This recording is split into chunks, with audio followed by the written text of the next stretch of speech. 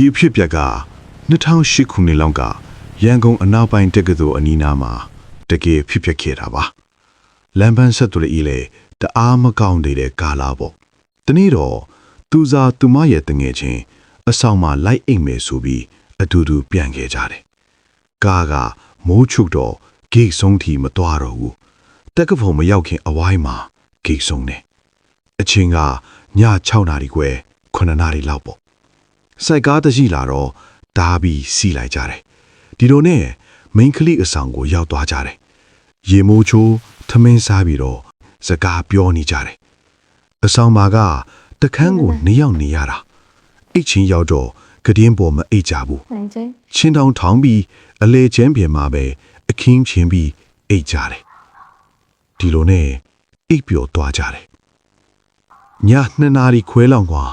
သူစားတရေနူးလာတယ်အဲ့ဒီအချိန်မှာအဆောင်သူတွေအကုန်အိတ်နေပြီးစာချက်တန်တော့မကြတော့ဘူးအပြင်မှာတော့ခွေးတွေတအားဥနေတယ်သူစားကဆက်စုချင်တဲ့သူဆိုတော့ထွက်ကြည့်ချင်လာတယ်ဒါပေမဲ့တငယ်ချင်းကမထွက်နဲ့လို့တားလိုက်တယ်အဲ့ဒီအချိန်မှာပဲဘေးလေကားကနေတောက်ဖိနဲ့လေကားတတိချင်းတက်လာတဲ့အတန်သူတို့ကြားလိုက်ရတယ်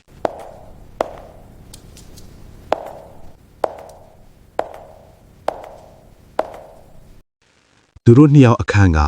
လေကားဘေးနားမှာပဲမို့ရှင်းရှင်းလင်းလင်းကြားရတယ်အဲ့ဒီခြေတန်းကအပေါ်ထက်ကိုတက်ပြီးဝရန်ဒါဒေါင်ဆွန်းဘက်ကိုဆစ်လျှောက်သွားတယ်အဆောင်တကားတွေကဖွင့်ပိတ်ရင်အတန်းကျဲတယ်ဒါပေမဲ့ဘေးအခန်းတကားမှာဖွင့်တန်းမကြားခဲ့ဘူးဒီလိုနဲ့သူစားလဲထွက်မကြည့်ရတော့ဘူးနောက်နေ့မှာတော့သူတို့တီးလိုက်ရတာကအဆောင်မှာနေတဲ့စပင်ရှည်ရှည်ကောင်မလေးတယောက်ဒီနေ့တော့ညဘက်ခေါင်းလျှော်ပြီးအပြင်လမ်းဘေးမှာရှောက်နေတော့ထော်လာကြီးတစ်စီး break ပေါက်ပြီးတိုက်မိခဲ့ပြီးတေဆုံးသွားခဲ့တာတဲ့ကဲမိတ်ဆွေတို့မှလည်းဒီလိုအတွေ့အကြုံတွေရှိရင် comment မှာဝေမျှခဲ့ကြပါအောင်နောက်ဗီဒီယိုမှာပြန်တွေ့ကြမယ်ဗျာ